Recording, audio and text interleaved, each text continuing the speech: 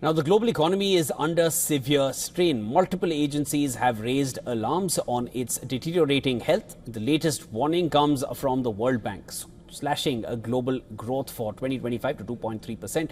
This marks the weakest performance outside of recessions since the 2008 financial crisis, and the long-term picture is no better.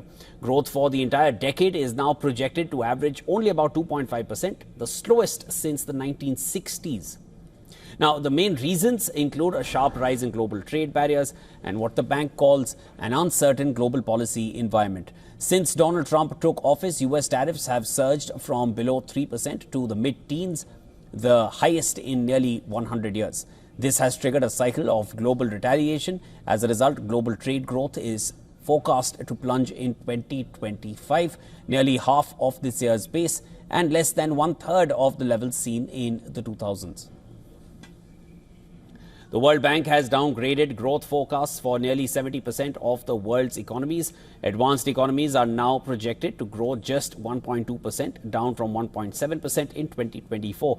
US growth was cut by nearly a full percentage point, while Eurozone and Japan are both forecast to expand by only 0.7%.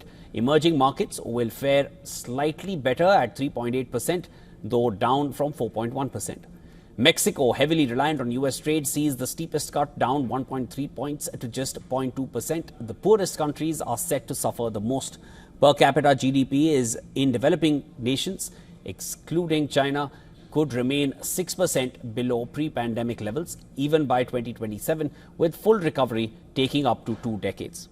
Even as the world slows down, India remains the standout story, but not without challenges. Of course, the World Bank has retained India's GDP growth forecast at 6.3% for the financial year 2026, despite cutting it by 40 basis points earlier in April. India is set to remain the fastest growing large economy, driven by strong services and resilient domestic demand.